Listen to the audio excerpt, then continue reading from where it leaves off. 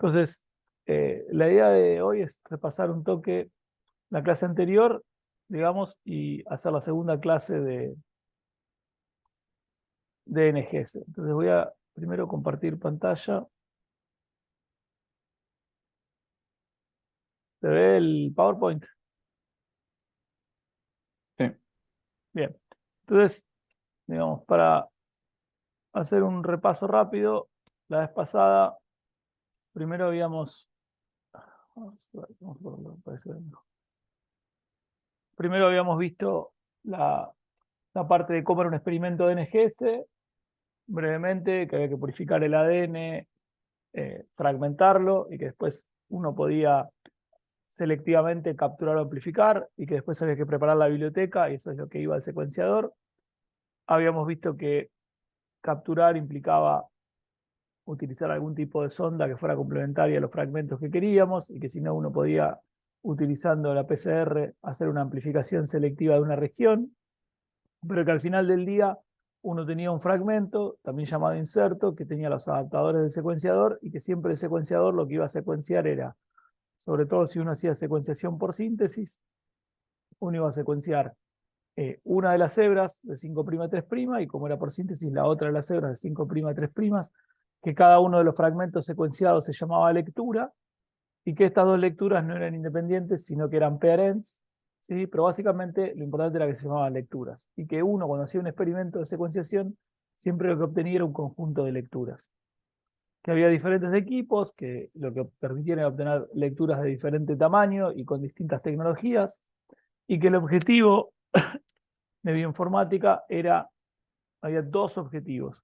Uno era, a partir de las lecturas, rearmar el rompecabezas, eso es lo que se conoce como ensamblado de novo, y que, digamos, no lo íbamos a trabajar por cuestiones de tiempo, y que cuando uno ya conocía el genoma referencia, el objetivo era poner las lecturas sobre el genoma referencia, un proceso que se conocía como mapeo, que, digamos, ustedes ya lo vieron en Bioinformática 1 y no íbamos a programar mapeo, porque los programas de mapeo ya existen, y, digamos, se utiliza una herramienta que es la transformación de Barrow-Wheeler, que es bastante estándar, y, digamos, no hay ningún misterio en reprogramar eso, y que después venía la parte un poco más interesante de hacer el llamado de variantes.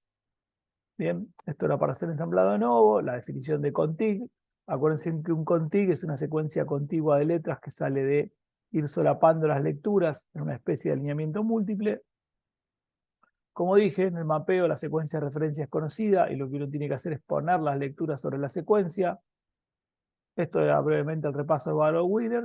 Y cuando uno tenía las secuencias, las lecturas puestas sobre la secuencia original, aparecían dos conceptos, el de profundidad y cobertura. Y acá este era el punto de partida de lo que íbamos a trabajar en la primera práctica. Entonces, ¿cuál era el objetivo de la primera práctica? Bueno, primero era que ustedes pudieran, oh Dios, una porquería, que ustedes pudieran, a ver si puedo hacer, a ver si, ahí se ve, no, demasiado. Ahí se ve un poco mejor. Bueno, asumo que sí. Yo lo veo bien. Era que ustedes pudieran, digamos, dado un archivo que ya tuviera las lecturas mapeadas, que ¿cómo se llamaba ese archivo?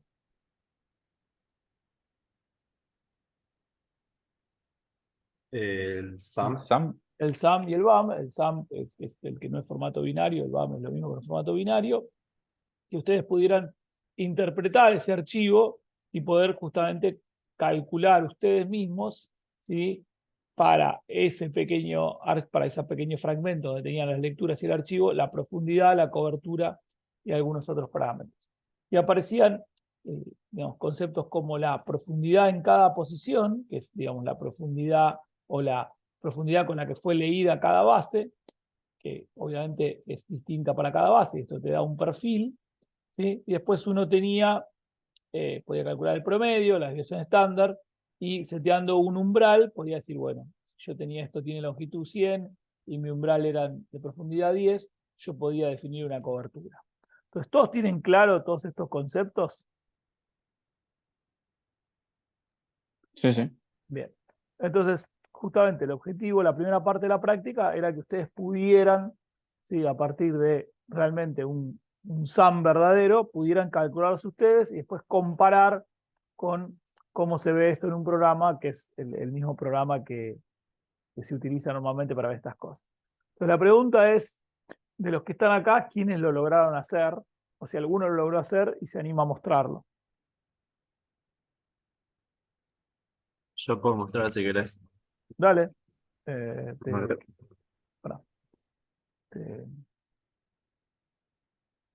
te hago co-host. A ver si te deja mostrar.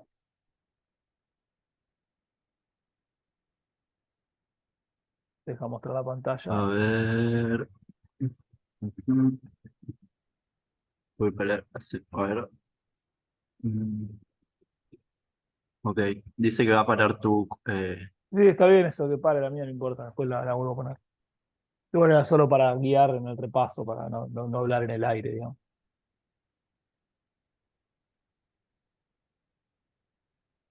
Ahí se ve. Sí, ahí se ve. Lo importante para los que no lo hicieron o para los que empezaron era, o sea, lo primero que uno se tenía que dar cuenta es que uno tiene dos cosas, ¿no? Que son el SAM y qué otra cosa necesita si va, digamos, a tener las lecturas mapeadas. El genoma de referencia. Es que no me referencia. Bien. Entonces, lo primero que uno tiene que resolver con el código es qué. ¿Cómo viene el SAM? ¿Cómo viene cada lectura? ¿Qué te dice respecto al genoma de referencia? A ver. Em, Te dice un montón de cosas. Está bien, pero bueno, por Te, eso, que eso está te explicado en la dice guía, pero más o menos, ¿qué es lo importante para si yo quiero saber dónde está en el genoma de referencia? la posición. Este, por ejemplo, acá está en la posición 209 millones. eh, la confidencia con la que se alineó esa lectura. También te dice si hay alguna parte que hubo un mismatch, una variación. Si hubiera Eh, un gap. sí, O sea, en este caso, la lectura que vos estás parado, dice que la lectura empieza en la posición 209.65 y recorre, digamos, cuántas bases. O sea, va desde ahí hasta el final sin ningún gap. ¿Estamos de acuerdo? sí, No sé, creo que las que les dimos ninguna tiene gap. Si tuviera gap, eso aparecería en la primera parte, en la región que está un poco más atrás. Te diría ahí. Entonces, ustedes para mapearlo sobre el genoma de referencia, básicamente lo que tienen que usar es ese número que es, ahí dice cromosoma 1, si fuera otro cromosoma sería otro, y que les dice en dónde hay que ponerlo, la lectura. ¿Bien? mm, O sea, para poner cada una de las lecturas sobre el genoma de referencia, lo que van a tener que usar es ese número que está en la posición. ¿Bien? claro. Bien. Claro, en este caso, por ejemplo, o sea, hay varias lecturas en la misma posición. Bueno, eso está No bien sé si están porque viendo esto. Sí, están sí. O superpuestas. sea, tiene tal profundidad. Eh, y bueno, a mí el gráfico, igual yo, yo usé SumTools, había interpretado, como antes, justo antes del ejercicio lo mencionaba, este, directamente usé SumTools para calcular la profundidad Está bien, y se me quedó puede. así. Entonces, el que lo quiere calcular a mano, el que usó SumTools justamente es un programa que básicamente lo que hace es levanta el SAM y ya tiene preprogramado un montón de bibliotecas o de librerías que hacen cosas. No, justamente uno le puede preguntar cosas como la profundidad y eso. Como les digo siempre, ¿no? Pueden usar SumTools o podía programarlo ustedes dependiendo de lo que tengan ganas. Se ve negra la pantalla, no sé si es que está cargando. Ah, eh, capaz te voy a cambiar. A ver, ahí se ve. Ahí se ve. Bien. Ahí va. Este, y bueno, yo, o sea, bueno, esto es un histograma, Un simplemente cuenta la histograma de cantidad profundidad. Bien. de cuántas veces en cada, cuántas lecturas hubo en cada base, en cada posición. Acá, no sé si se ve chiquito, está, o sea, dice 5500 pero es este más 2900 por 10 a la 8 o sea, 200 millones. Y esta línea, como puse, no sé, como el threshold de cobertura de al menos 10 lecturas. Ahora, fíjate que a vos te da, digamos, si a usted le daría lo mismo, te da como dos picos grandes con en el medio poco. ¿Qué Sí, a mí tan me da mal? Sí. similar también. A vos te da similar, Lorenzo. ¿Y por qué creen que es eso? Porque, ¿qué estamos secuenciando acá? ¿Por qué no da homogéneo? Exoma, quizás. Claro, pues estamos secuenciando exoma, entonces Ah, el exoma está eh, pensado para capturar algunas regiones y la sonda de captura más o menos está en el medio de los picos. Entonces te captura y como los fragmentos tienen distinto largo, bueno, se estira un poco para los costados. Pero bueno, Mm, llega un momento que no hay nada y no captura. Porque vos querés capturar algún exón, después nada en el intrón, el otro exón. ¿Se entiende? claro. claro. Bien. Bueno. Eh, ¿Vos, Lorenzo, lo hiciste con código propio? Sí, yo ¿cómo es? No pude Te fue a instalar compartir. SamTools porque me pedía otras dos librerías y dije, bueno, se va a ¿Querés, donde quiera. Y querés contar brevemente, si querés, qué cosas, no hace falta mostrar el código, pero qué cosas tuviste que tener en cuenta en el código para poder que tu sí, código interprete el mapeo de las lecturas? sí, como bastantes cositas. Primero tuve que decirle que salte o no tenga en cuenta, digamos, todo lo que empieza con el arroba, ¿viste? Del archivo, Está bien, porque, pues bueno, ahí están es la todos calidad, los, claro, claro, las descripciones, digamos, de la, lectura. claro, la lectura. Hice un diccionario donde se va almacenando ahí ¿cómo es? Toda la información que va acumulando. Y después tuve que googlear un poco, busqué un- leer un poco extra, porque o sea, esto yo ya no lo sabía, pero hay eh, una sección, una string que se llama cigar. Sí, eso está Mm, escrito en la guía. Si vas a la guía, en el anexo está Ah, la bien, descripción del cigar. bueno, yo agarré la guía y entré como bien sería leerlo, ¿no? Eh, Siempre hay que leer las cosas hasta el final. sí, Tipo, la sí, verdad, está bien al final, bien al final. está bien leer, sí. Bueno, y como, bueno, esos string cigar van a decir que, qué es lo que estás viendo, digamos, si es un claro, match, si si hay es una un match, es un delesión, match. si Exacto. hay... Como bien dice Lorenzo, el cigar es como un código de string que te resume lo que le pasa a la lectura. Por ejemplo, el código cigar dice, se alinearon todas las bases de la lectura y todas perfectas. Otro te dice, se alinearon 50, después hay un gap. Bueno, obviamente, digamos, eh, la interpretación detallada de Cigar, digamos, ya hay programas que lo hacen, no hace falta que ustedes lo hagan. Las Claro. lecturas que les dimos nosotros son todas bastante simples. Van a ver que el código Cigar de casi todas debe ser que mapearon perfecta o que al sumo tiene un mismatch.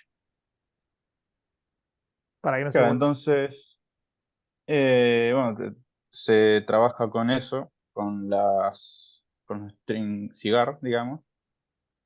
Eh, y bueno, a partir o sea, cuando encuentra uno de esos caracteres para una posición, o sea, se agrega al diccionario que ha iniciado antes y, y bueno, ahí se va calculando la,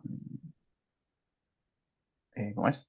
La La profundidad, profundidad. claro, a partir de esos caracteres. Bien. Bueno, entonces, una vez que, digamos, calculaban la profundidad y eso, que digamos, como vieron ahí, lo pueden intentar hacer ustedes en Python o hacer con SumTools.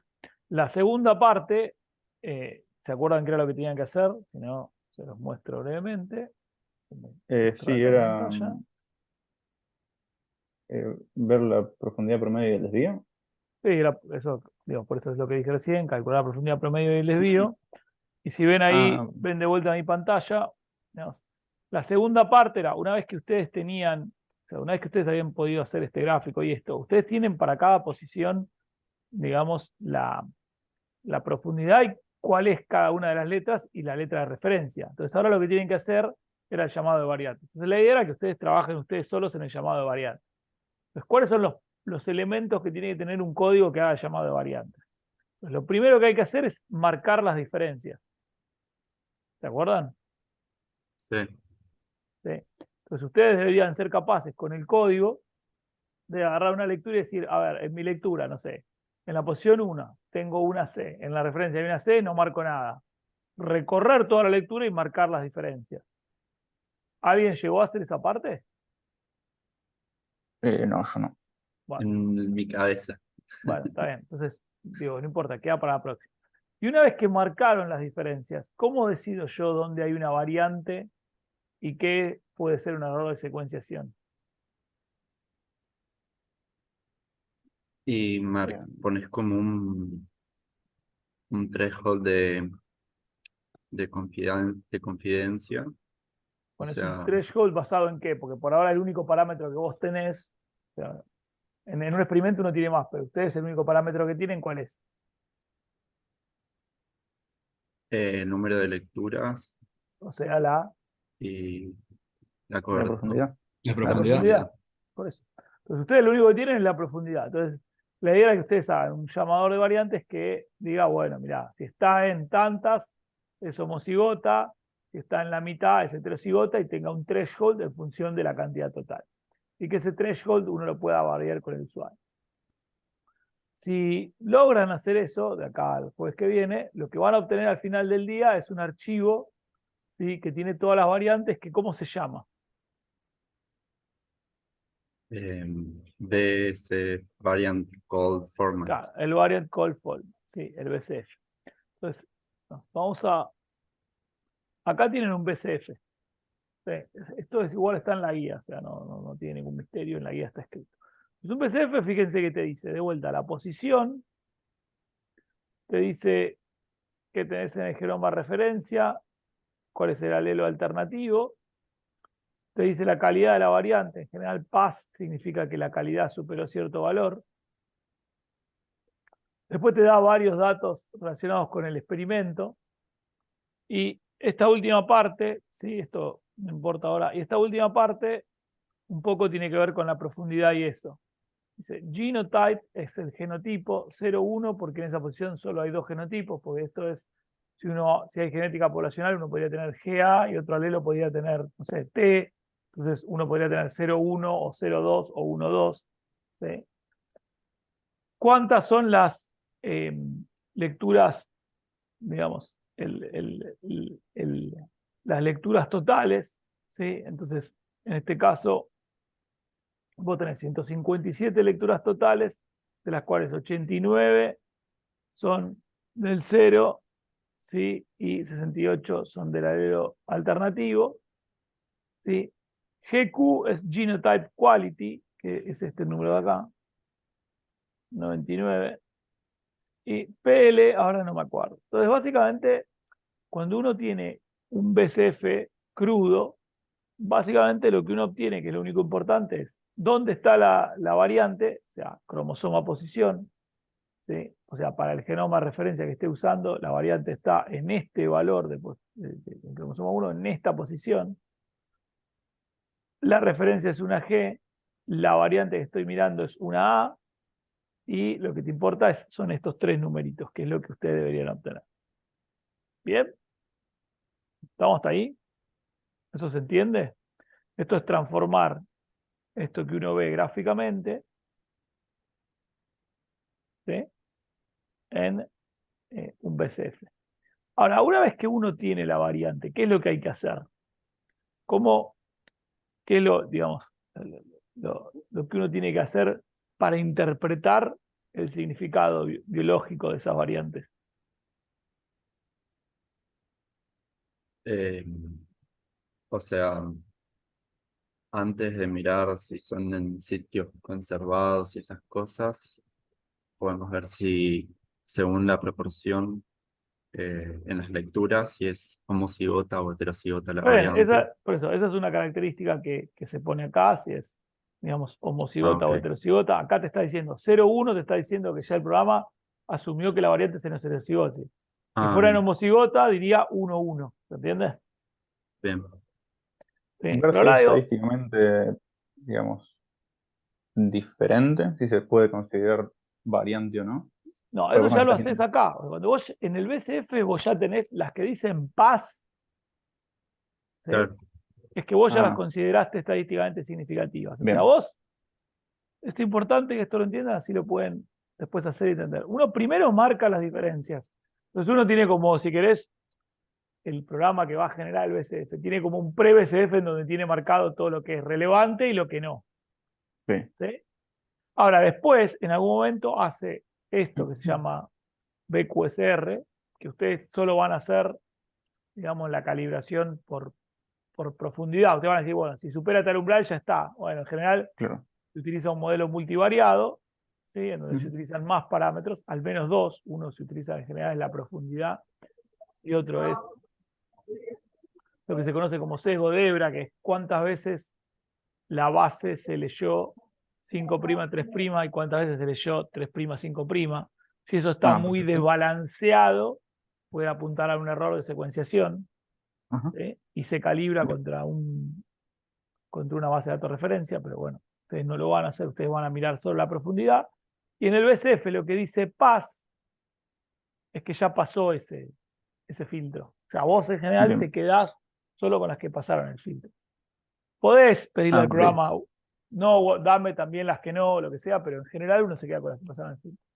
Pero ahora la pregunta es, bueno, ¿cómo le doy significado biológico a eso? ¿Qué tengo que hacer? Esto ya, digamos, la pregunta es fácil, o sea, ¿qué viene ahora? Entonces viene lo que se conoce como el proceso de anotación. Entonces, ¿qué es la anotación? A ver, ¿qué es conceptualmente la anotación? poner, Determinar si son patógenas o no las variables. No, esa es la interpretación. Antes de Mm. eso, ¿qué es la anotación? ponerle una etiqueta a todo ese mejunje de letras. Una etiqueta no, No, ponerle muchas etiquetas. muchas, sí. Claro. Ustedes recuerdan, el genoma referencia, ¿sí?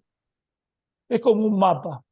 ¿Sí? Básicamente, en el genoma de referencia yo lo que tengo es, digamos, cada posición, pero no tengo solo cada posición, porque el genoma de referencia es una base de datos atrás de eso. Y en la base de datos, ¿qué información hay? Bueno, está primero lo que llamamos toda la información estructural, ¿sí? O de el mapa de la estructura del genoma. ¿Cómo es la estructura de un genoma desde el punto de vista biológico? ¿Todo igual? A ver, por ejemplo, estamos hablando de un genoma humano. Primero, el genoma humano está dividido en, 23 por cromosomas. eso tengo primero los cromosomas. Después, dentro de los cromosomas, a gran escala, yo tengo, ¿sí? ¿No vieron que los cromosomas son como en blanco y negro? Tienen lo que se llaman bandas. ¿Estamos de acuerdo? Sí. Allá toda la Sí. parte macroscópica. Ahora, si me voy microscópicamente, todos ustedes son biólogos, o la mayoría son biólogos, saben que en el fondo, digamos, ¿cómo está organizado el cromosoma? Está organizado en, yo tengo que, ¿cuál es la unidad biológica por excelencia? El gen El gen. Entonces, lo primero es, bueno, ¿dónde están los genes? polémico. Claro, entonces, uno dice, bueno, de acá a acá en el genoma tengo un gen. Bueno, ahora dentro del gen hay una subestructura. Hay una parte del gen que es el promotor, que es en general lo que está antes de lo que se empieza a transcribir, ¿sí? Hay una parte que es, digamos, lo que está de río abajo del gen, que es la región que se llama 3'. Después hay una parte que pasa al mensajero, ¿sí? Todo lo que pasa al mensajero es lo que se transcribe, es lo que llamamos la región que se transcribe. Ahora, dentro de la región que se transcribe, yo tengo los exones y los intrones, ¿verdad? Sí. Luego, el mensajero madura por splicing y una parte del mensajero se traduce. Hay una parte del 5' que no se traduce y una parte del 3' que no se traduce. Eso tiene su correlato en el genoma. O sea, habrá una parte acá que se llama 5' no codificante, habrá una región que es 3' no codificante. Están los intrones que son no codificantes. Y para los exones, yo además puedo decir, si está en un exón, cuando se traduzca, esta base del ADN va a pasar de arginina, corresponde a la arginina, en este caso la arginina 23 de la proteína, y va a pasar a prolina. Pues lo primero es que lo que se conoce como la anotación estructural, es decir, una variante en el mapa del genoma donde cae. ¿Bien? ¿Eso lo entienden? Sí. Bueno, entonces ustedes van a tener que, no, mentira, no van a tener que hacer un programa que haga esto, pues es un dolor de... ¿sí? O sea, básicamente hay programas que tienen el genoma, tienen todos estos valores, digamos, del mapa, dicen, de acá a acá el promotor, de acá a acá el exón, de acá a acá, y que le agregan para cada variante del BCF donde cae. O sea, básicamente te dicen, tu variante cae en un exón, cae en un intrón, cae en un promotor, y en el de quién, en el de este gen, etc. Bien, eso es lo que se conoce como anotación estructural. Te van a la guía, en la guía está, ¿sí? El ejemplo que ustedes tienen en el práctico, un BCF crudo y un BCF anotado. Justamente en el BCF anotado hay una parte, ¿sí? Ven acá, que empieza a decir cosas, por ejemplo, ven que dice intron variant. Sí. Eso significa que esta variante que está en este cromosoma, en esta posición, ¿dónde cae? En un intrón, claro. Bueno, en un intrón. Ahora, para que caiga en un intrón, ¿qué tiene que haber asociado? ¿Sí? El intrón en realidad existe porque existe un transcripto. Entonces te va a decir acá cuál es el transcripto. Estos son los transcriptos. Acá te dice que está usando este transcripto. ¿Sí? Este es el gen. Código del gen. Después en algún lugar va a decir el nombre. Seguro si lo buscan. Ahí dice gene name, Acá, first. gene name, UNC-L. ¿Sí? Gene ID, ven que es este número de acá, que es el mismo de acá, obviamente. ¿Sí? Bien. ¿Se entiende? Sí. Entonces Sí. yo primero tengo ahí, digamos, todos los detalles de la anotación estructural. Pero eso me dice todo lo que yo sé de la biología de esa variante.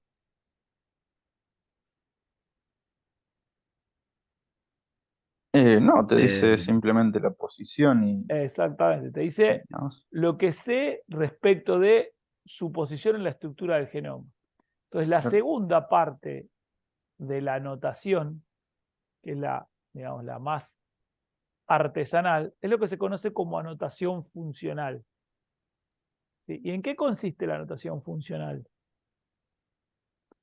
¿Sí? Bueno, Sería ver ¿cómo? intentar asignar un, un cambio de función a Claro, esa variante. O sí.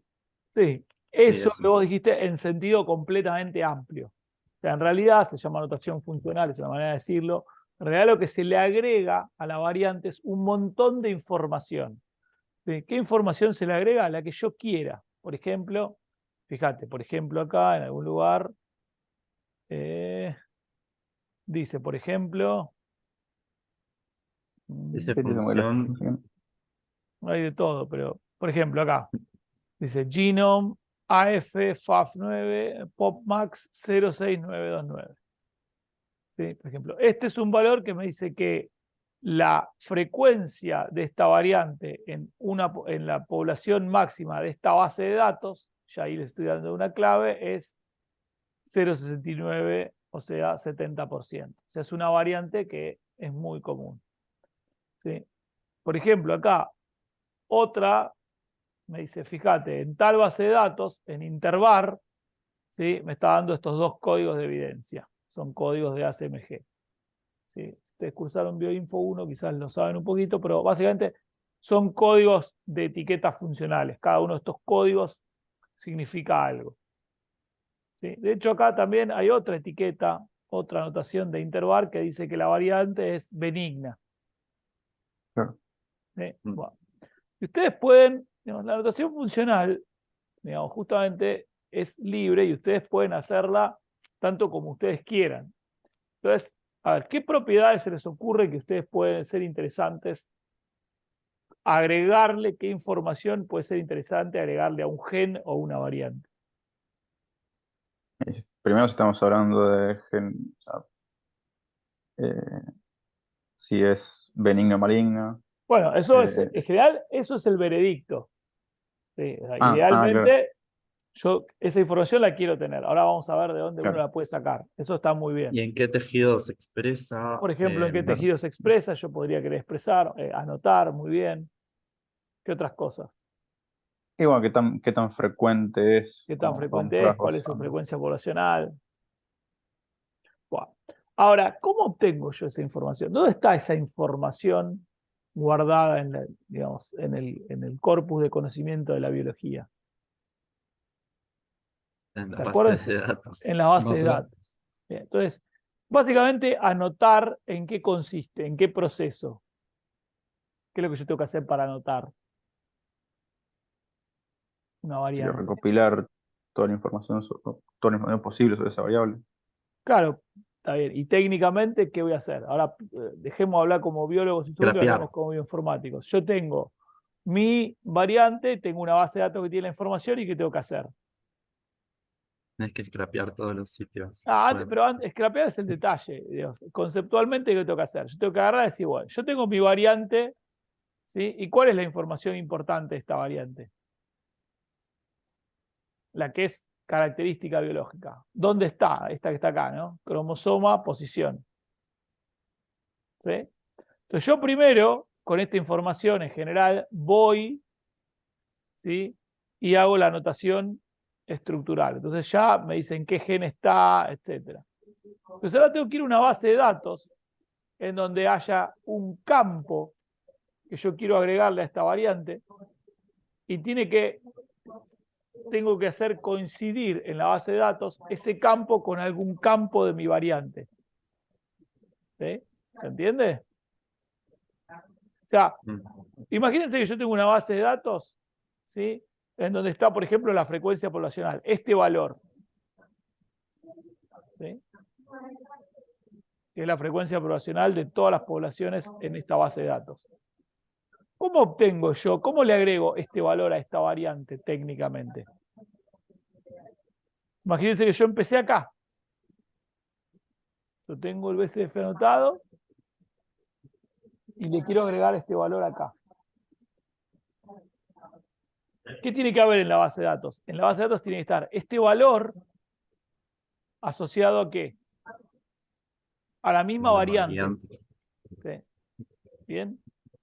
Ya sea porque lo anota como cromosoma posición o porque lo anota con alguna otra característica de la variante. ¿Bien? ¿Me siguen hasta ahí? Te hago una pregunta, Marce, ahí. Sí. ¿Esa variante te referís únicamente a esa única posición, no si es un alelo y tiene otro cambio que... No, la variante es esa posición, ese cambio. En esta posición G por A. Esto es lo que caracteriza a la variante. Ok, Está en este lugar y es una G por una A. ok. Bueno, ahora espero que la respuesta sea que todos saben. ¿Alguno de ustedes, o que la respuesta es que ninguno de alguno de ustedes no sabe lo que es pandas? Porque creo que ya lo estuvieron usando. Bien, imagino que todos saben. Entonces, miren esto un segundo. Yo acá, un BCF, esto que les estoy mostrando acá es una fila. En realidad, en el BCF yo tengo muchas de estas. ¿Estamos de acuerdo, sí o no? Sí. Y cada una de estas es una columna. ¿Estamos de acuerdo, sí o no?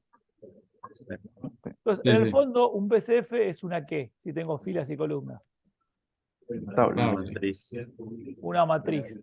Bien. Y si tengo una matriz, ¿sí? En donde los caracteres están codificados, o sea, cada celda está codificada y no es simplemente un número como podría ser una matriz de NumPy. ¿Qué estructura de datos tengo que usar? en Python? Un data frame. Un data frame. Entonces, lo primero que ustedes tienen que entender, digamos, cuando uno va a empezar a trabajar con los BCFs es que, desde el punto de vista computacional, un BCF es un data frame. ¿Alguien no sabe lo que es un data frame? Bueno, para los que no sepan qué es un data frame, pongan en ChatGPT o pongan un tutorial básico de Pandas Data Frame y en 2 minutos lo van a sacar adelante.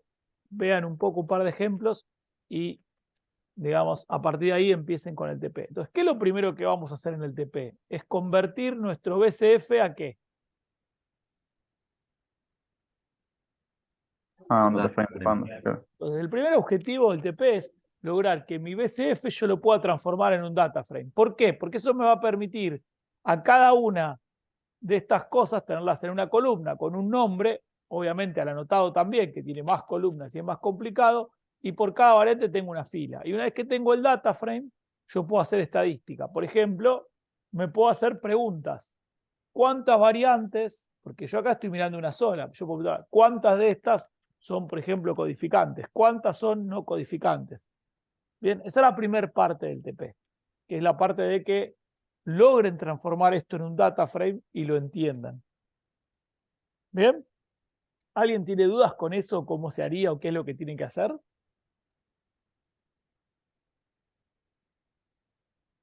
Sería con el BSF que ya nos dieron, ¿no? O sea, Sí, no el tenemos que... anotado, porque el otro es muy chiquitito, era solo para probar. Hay uno que se llama anotado, que tiene, Ok. justamente es uno largo, que tiene como 70.000 variantes. Pero si no, o sea, Buenísimo, igual, mejor. nada, prueben, porque la estadística la van a tener que hacer sobre el anotado, pero pueden jugar con uno más chiquito o se lo pueden recortar ustedes. Sí.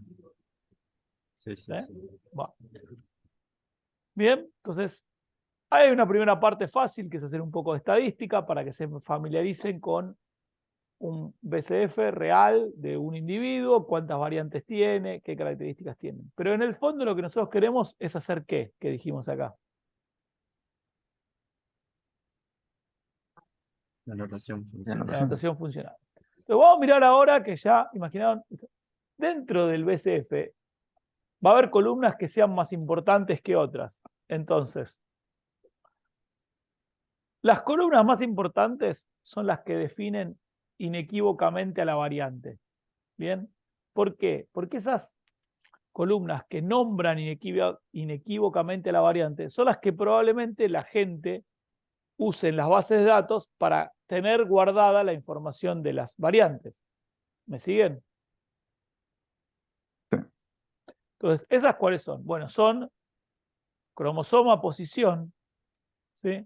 Pero algunas otras. Por ejemplo, esto que ven acá, que es el RS, ¿sí? Es la primera base de datos histórica que empezó a juntar variantes, fue una base de datos del NSBI, dentro de así donde estaban GenBank, RefSec y todo eso, que se llamaba DB-SNP. Era una base de datos, DB de Database, SNP de polimorfismo de nucleótido único. O sea, básicamente empezó guardando variantes de nucleótido único.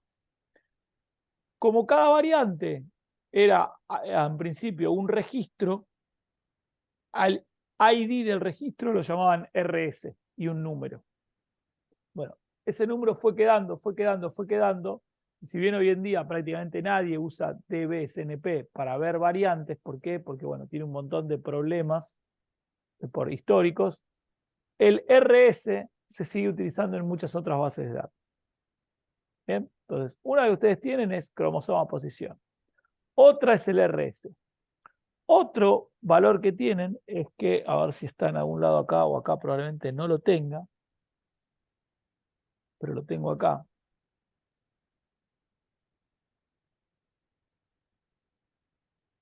Es que si la variante está en un gen, en una región codificante, está en algún lugar de la proteína, ¿sí? Entonces, la variante, si cae en una región codificante que va a la proteína, va a decir P punto, un aminoácido, el número de ese aminoácido y el otro aminoácido. Esa es la nomenclatura, ¿sí?, de la variante, ¿sí?, en la proteína.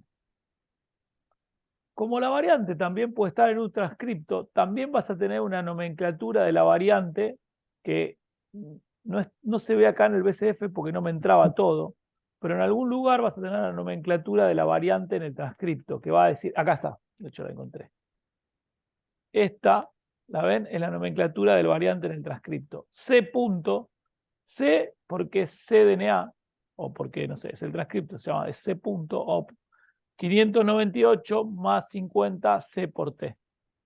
Esto también identifica a la variante inequívocamente, ¿sí?, dentro del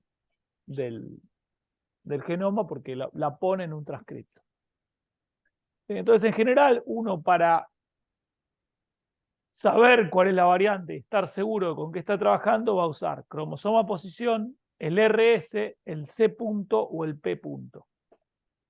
Entonces, vamos a hacer ahora una cosa interesante.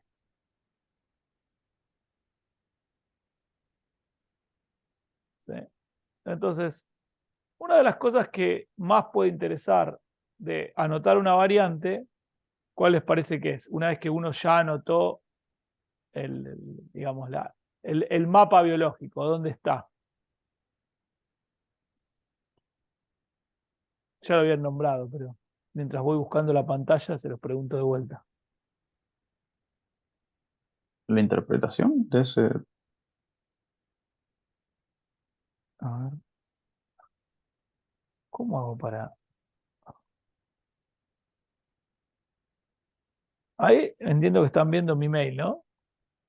Sí. Ah, porque es la otra ventana, pero es la reputa que lo... Ahí.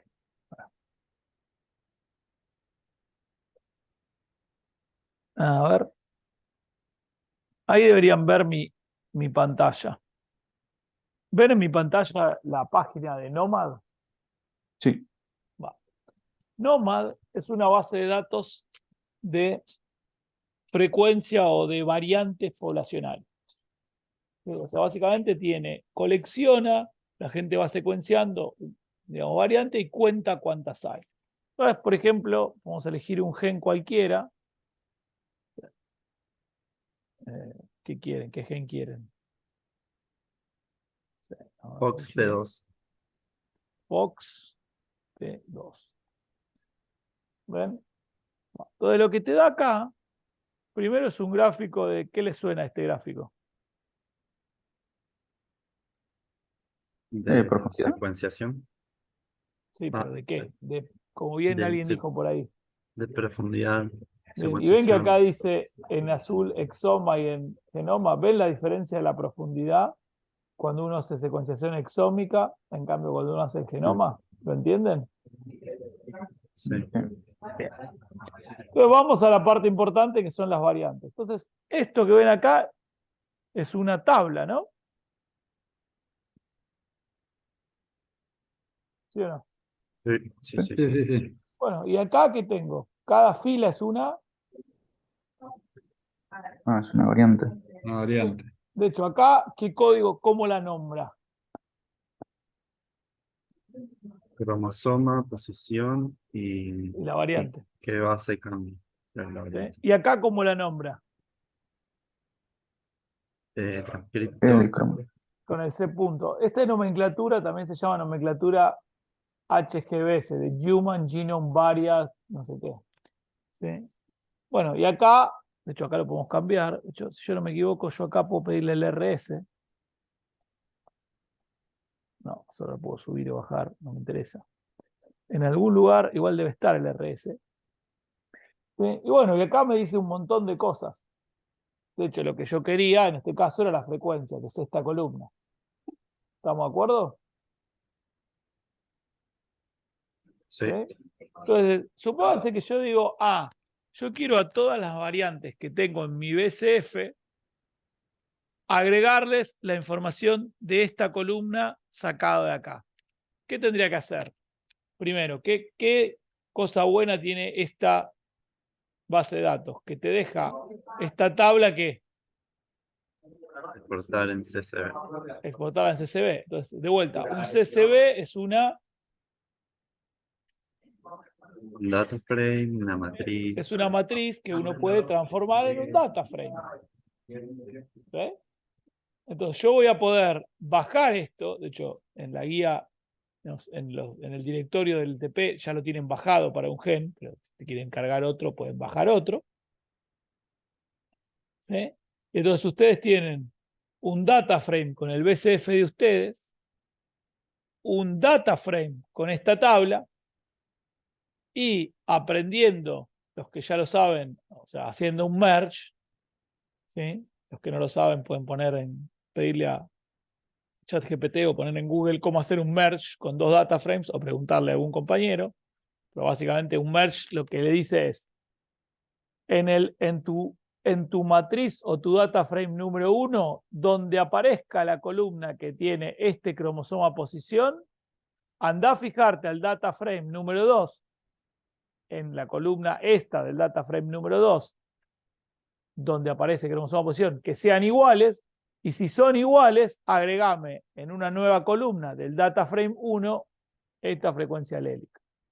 Obviamente los merge se pueden hacer más complicados, yo me puedo combinar todas las columnas, puedo jugar un poco más, pero eso se los dejo para que lo investiguen solos. Pero ¿se entiende la idea de lo que tienen que hacer? Sí. Sí. Bueno. Entonces, esta base de datos es muy linda porque me deja exportarla como CSV. Pero ¿qué pasa? ¿Sí? Por ejemplo, si yo tengo una base de datos, por ejemplo, que quiero saber la significancia clínica como ClinVar. ClinVar es una base de datos que, digamos, podemos poner acá también FOXP2. ¿Sí? ¿Sí? Y de vuelta, acá que me muestra, primero gráficamente, cada una de estas es una Variante. variante, y acá está la tabla con las variantes. ¿Estamos de acuerdo? ¿Sí? Yo de esta tabla, lo que me quiero quedar es con esta columna que dice Clinical Significance. Patogénica, patogénica, patogénica. ¿Sí? Bien. ¿Ven? Por ejemplo, acá. ¿Y qué voy a usar de vuelta? ¿Sí? Voy a tener que trabajar con esta columna que acá tiene, ven, el C punto, por ejemplo. Claro. Bien. Ahora, imagínense que, digamos, esta tabla yo también la puedo bajar. Ven que acá tiene un download. Pero imagínense que no la pueden bajar. Que hay una base de datos que tiene información y que no la pueden bajar. Pero ustedes quieren esa información de la base de datos. Bueno, entonces ahí es donde entra una parte para los que tengan ganas de explorarlo un poco, pues es algo que en bioinformática se utiliza bastante, que es, bueno, si yo lo puedo ver acá en la web, lo puedo obtener de alguna manera. Bueno, y eso es lo que se conoce como web scraping. Entonces, ustedes con Python, si tienen suerte y con un poquito de ayuda, pueden hacer un código que llame a esta página de internet y se quede con o un dato de esta tabla o con toda la tabla. ¿Se entiende la idea? Sí. Bueno, entonces vamos a ver básicamente en qué consiste la idea. A ver si esto anda. ¿Ven ahí mi código? Sí. Bueno, yo les voy a ser sinceros. Yo hace mucho que no hacía web scraping, porque últimamente no estaba probando mucho. Alguna vez le dediqué bastante tiempo porque hace 10 años no conseguías ninguna web page era bajable. Hice el siguiente experimento. Dije, voy a probar a ver qué tal. Le dije a ChatGPT con un par de datos, haceme un código que me scrapee esto y esto, y anda bastante bien. O sea, scrapear es bastante complicado porque hay que saber bastante HTML. Pero lo que le digo es que hoy en día con ChatGPT y algún tutorial, probablemente si la página es scrapeable, van a poder salir adelante. No todas las páginas son fáciles. Ahora voy a comentar al respecto. Pues lo primero es que va a utilizar uno. Entonces todo el mundo, o la gran mayoría, utilizan esta biblioteca de Python que se llama Beautiful Soup, BS4. ¿sí? Y además, obviamente, hay que utilizar una biblioteca para interactuar con la web. Probablemente esto muchos de ustedes ya lo sepan, pero básicamente este código de acá, ¿qué es lo que está haciendo? Es casi autoexplicativo. ¿Qué hace este código? Esta parte del código. Bueno, por lo que veo, va a la página, Va a la página, busca, fíjense que va a CleanBar, y en particular yo en CleanBar le dije no vayas a todo CleanBar, sino que anda a este gen, en claro, HBB, ¿sí? Pues, que hay información de un gen. Si vas a CleanBar entero es más complicado, pero bueno, a un gen y se fija si que. claro, si está o no, o sea, si es, o sea, como que, si está o no el gen, digamos. Se fija si obtiene una respuesta positiva. Claro, es, ¿Sí? Eso, digamos, no sé por qué, nunca entendí por qué, pero las páginas web, si están, devuelven un código que es 200. Si es 200 está bien. Entonces, bueno, devolvió 200. ¿Y ahora qué hace? Carga la página ¿en qué? En un objeto de Python de esta biblioteca que en este caso lo llama sub. ¿Sí? ¿Se entiende? sí.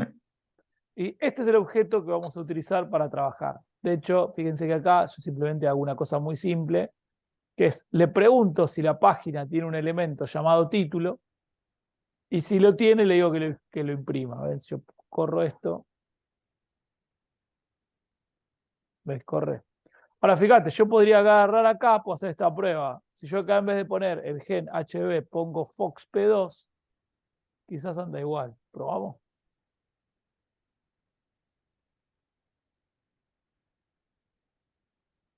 ¿Ven que anduvo?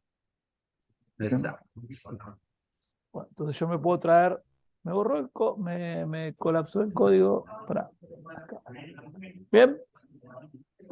Ahora, eso no parece muy difícil, pero ahí yo qué me traje. El título nada más. Bueno, imprimí el título, pero en realidad, ¿qué me Claro. traje en este elemento? Toda la página. Toda Toda la la página. página. Bueno, y acá viene la parte complicada. Bueno, ¿y ahora qué corno hago con toda la página? Bueno, y acá hay varias estrategias posibles, dependiendo de la complejidad de la página. Si la página es muy simple, vos podés este elemento pasarlo a texto y si la información está ahí va a andar. Bueno, eso con CleanBar no funciona. Ahora, ¿cómo puedo darme cuenta yo, si no sé nada de programación HTML, o sea, como yo, dónde puede estar la información que necesito? Bueno, y acá viene la parte un poco creativa, que en general, digamos, casi todos los browsers, si ustedes vienen acá, ustedes quieren esta información, ustedes pueden apretar botón derecho y ponerle inspect. Mira. ¿Bien? Bueno, ¿qué hace eso cuando ustedes le ponen inspect? De hecho, si ustedes se paran acá arriba, le va a mostrar en qué elemento está. ¿Qué hace? Bueno, Tenés que seleccionar, creo. te muestra la parte del código HTML que vos estás mirando. ¿Ven que yo me muevo por acá y se va moviendo? Claro. Bueno, ahora Entonces les te voy a... copias eso ¿Qué? y, claro, y entonces te copias esa No, partecita que vos querés. si funcionara así sería una boludez, casi nunca Ah, funciona. Entonces, lo que hay que entender es que el código HTML es en realidad un lenguaje estructurado. Yo no sé y no me importa, pero básicamente tiene elementos. Dentro de esos elementos tiene cosas como, por ejemplo, el header, el título, etcétera, etcétera, etcétera. Pero en general, cuando uno hace web scraping, lo que te van a interesar son dos o tres cosas. Una parte del HTML está organizada en cosas que se llaman divisiones. ¿Sí? Tienen un código, no sé si acá justo hay alguna, ¿ves acá div? ¿Ves? Div. Bueno, eso es que la página tiene diferentes divisiones. Otros elementos que tiene, ¿sí? Son los cuerpos. ¿Ves? Acá, por ejemplo, tiene el header y el body, head, body. Otras cosas que tiene son las clases, esto se llama class. Entonces, hay una serie de elementos en general bastante comunes al código HTML que la van como dividiendo en secciones. Bueno, lo que Beautiful Soup te permite es, por ejemplo, trabajar con esos elementos. ¿Ves?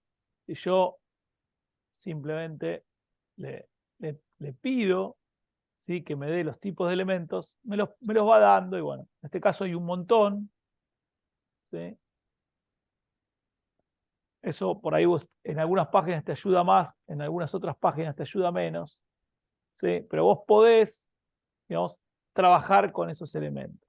Ahora, ¿cuál es el truco de lo que ustedes tienen que llegar? Ustedes tienen que tratar de identificar cuál es el elemento que tiene la información que ustedes necesitan. En general, si hay una tabla y la tabla es una tabla verdadera, ¿cómo creen que se va a llamar el elemento en la página HTML? Table. Table. Sí, entonces, si ustedes tienen suerte, van a encontrar que en algún lugar hay una tabla. ¿Ves que acá, por ejemplo, dice table y acá hay un TD? TD es table data. ¿Sí? Entonces, TD class, todos estos elementos apuntan a que en algún lugar hay una tabla. ¿Sí? Bueno. Entonces, digamos, si ustedes googlean en la página de interés y suponen que hay una tabla, lo que pueden es ir al código HTML y pedirle que encuentre todas las tablas. ¿Ven?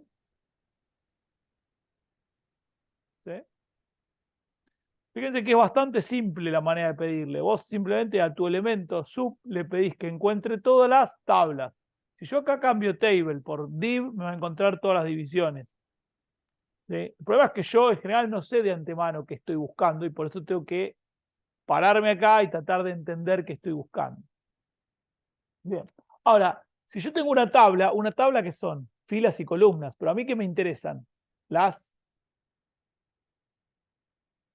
Variantes y las... Si es patogénico o no. pero más general. Yo quiero todas las O las Todas las filas. filas. Todas las filas. Bueno, si tengo suerte y el HTML está bien hecho, las filas son table rows, o sea, son TR.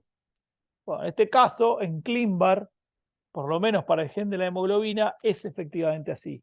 O sea, hay una tabla que contiene todas las variantes y esa tabla en cada fila tiene una variante, ¿sí? Y en cada fila tengo los elementos, las celdas que contienen la información. Entonces, a mí en CleanBar me alcanza con buscar todas las tablas y ver de todas las tablas cuál es la tabla que a mí me interesa. Este código simplemente lo que hace es te va mostrando la primera fila de cada tabla, ¿sí? Entonces, uno lo que trata de hacer es darse cuenta que hay una tabla con 101 filas y cuando uno va acá, ¿sí? Voy a cerrar esto un segundo, se da cuenta que esta tabla tiene 100 filas. Una obviamente es el header y que las columnas en la tabla son variation, gene, protein change condition y cuando va a su código uno ve que dice column, div class, todo esto es el código donde está y en algún lugar más adelante te va a empezar a decir la misma información que vos tenés. ¿Sí? Acá, ves benigna, small body. Es medio incómodo leer así, por eso después yo le pedí que me escriba cada elemento y ven que cada elemento te dice básicamente lo mismo, que cada celda tiene lo mismo que tienen las celdas estas. Entonces, cuando ustedes llegaron a esto, se dan cuenta que efectivamente lo que están agarrando acá es lo mismo que ven acá, que es lo que ustedes querían. ¿Se entiende? Sí. Bueno, cuando llegaron ahí ya está. Ahora, este elemento tienen que ver cómo lo guardan. Si lo guardan celda por celda en un data frame nuevo, si guardan las filas, si lo transforman en algo. ¿Sí?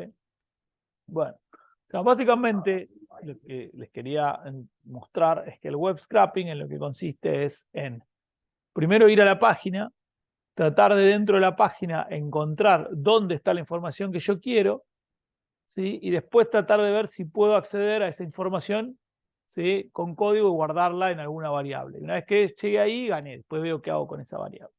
Bueno, no hay una manera sistemática de hacerlo. Hay páginas que se pueden scrapear, hay páginas que son fáciles de scrapear. ¿Sí? CleanBar es bastante fácil porque tiene una tabla. En general, cualquier página relativamente vieja tiene una tabla. El problema de las páginas más nuevas es que las tablas no son tablas, sino que están embebidas adentro de otra cosa y ahí al menos yo no lo sé hacer. Por ejemplo, si prueban a hacer esto mismo, para Nomad no van a encontrar nada. Nunca encuentro el pointer donde está la tabla. ¿Sí? Como regla Y general. esto, sí. Sí. Dale, pregunta. No, iba a hacer un comentario nomás. Iba a decir que todavía sigue siendo mejor hacer esto que ir descargando porque te permite escalar, tipo, si tenés una Bueno, lista de un eso iba a montón de decir, genes. eso iba a decir ahora. La regla general, cuando uno trabaja en bioinformática, es así. Primera opción, la página es libre y me deja hacer una descarga en batch de toda la base de datos. Fácil, Uniprot. Uniprot, vos vas, pones clic, bajar toda, te olvidás. PDB lo mismo, clic, bajar toda, te olvidás. Opción 2, la página no me deja bajar todo de un saque, pero me deja bajar cosas programáticamente con una API. Una API es una interfaz de programación de acceso. Básicamente es BioPython, lo que tiene son un montón de APIs. ¿Ustedes se acuerdan cuando bajaron los PDB y las secuencias? ¿Sí o no? Sí, sí. Bueno, hacen eso, están diciendo, entonces bueno, entonces uno programa y ya ahí hay un código prehecho que les permite bajar. Perfecto. Muchas bases de datos hoy tienen APIs en Python, pues saben que la gente de bioinformática las usa. Opción 3, te lo deja bajar así bajándolo de a uno en texto. Ahí lo más probable es que tengas que hacer, digamos, algo intermedio entre el scrapping y el bajar, y es hacer un código de Python que se loguee a la página y baje lo que vos querés. O sea, haga el download. Puede ser más fácil o más difícil. Y la opción 4 es, no, mirá, ninguna de estas funciona, tenés que hacer el scrapping. Bueno, eso va a depender de cada base de datos. Yo con el scrapping lo que les recomiendo es, si ustedes necesitan una información que está en una base de datos y no se puede bajar y hay que scrapearla, bueno, hay que darle un tiempo de prueba. Es probá 2 o 3 días. Si no funciona, fuiste. Porque a veces es realmente muy difícil. Pero para un montón de cosas es útil y lo puedes obtener y funciona. Todo debería tender a que en el futuro las bases de datos tengan APIs y uno se conecte directamente. A veces las APIs es un scrapper que alguien ya hizo y te lo da, lo pone en GitHub, ¿se entiende? Entonces, para vos, no es que la scrapeás, vos usás el scrapper de otro. Bueno, eso también hay mucho en bioinformática. Pero bueno, la idea era que vean un poco todo. Bueno, ¿ustedes qué van a hacer entonces ustedes con esto y con el otro caso que vimos más fácil? Bueno, lo que ustedes van a hacer, ¿se ve mi pantalla ahí? Es Sí, sí. primero agarrar el BCF y transformarlo en un pandas, ¿sí? Y ahí, digamos, analizarlo un poco, calcular diferentes métricas. Cuántas variantes son homocigota, cuántas son heterocigota, cuántas. En la guía hay un par de ejemplos, tampoco es que tienen que calcular todo, pero para que se familiaricen un poco con el manejo del BCF y el manejo de pandas. Los que ya saben usar mucho pandas probablemente lo resuelvan en 15 minutos, la parte 1 de la guía, pues. Pero para los que no están muy familiarizados y esta es la primera vez que se van a enfrentar a usar pandas, es un poco de ayuda para que lo hagan con algo que conocen. La segunda parte es fácil, pero es un poco para que vean Nomad y vean si lo pueden bajar o cómo hacer y anotar y cómo hacer el merge. Y la tercera parte es un poquito más complicada, que es intentar scrapear de Cleanbar la información que necesitan y ver si pueden anotar. Yo, por ejemplo, no logré bajarme todas las variantes de un gen. Solo me logro bajar las que me muestra en la página. Y como no te muestra más de 100, y no logré bajarme todas. Probablemente porque tengo algún problema a la página que estoy llamando, pero tiene que haber una manera, porque está la información ahí. Pero bueno, por ejemplo, no lo logré y dije, bueno, ya está, tenía que cerrar la guía. Pero bueno, tampoco tiene que ser perfecto. ¿Dudas entonces de lo que tienen que hacer? Y Genome, te deja descargar la base de datos. Sí, de hecho, en realidad, Ok, si buenísimo. ustedes ven el BCF anotado, ya está anotado con Nomad. La idea es que ustedes lo anoten Ok, ustedes y comparen. Pero sí, ya te la puedes bajar entera. bien. Casi todas las bases de datos buenas te dejan bajar. Algunas lo que pasa es que tenés que pagar. Ese es otro tema. O sea, algunas son pagas. Dicen, bueno, para bajarla, pagame tanto. Pero en general para académica, para uso académico no son muy caras o a veces para uso académico son gratis. Le decís que vivís en Argentina y te dan Y eso a gratis. veces funciona, qué sé yo, es como todo.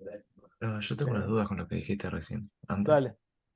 Dale. O sea, vos dijiste que scrapping es como la última alternativa. O sea, Sí. antes deberías ser capaz de. O sea, Cleanbar te da la opción de loguearte con, bueno, con algún medio en Python y pedirle que te baje los Cleanbar SSDs. no, pero Cleanbar, si vos la querés, o sea, Cleanbar, si vos la querés usar a nivel vos, la vas a tener que scrapear o bajarte a mano los CSV. Lo que pasa es que hay alguna gente que ya la tiene bajada y guardada, porque como son de NCBI, las podés bajar enteras.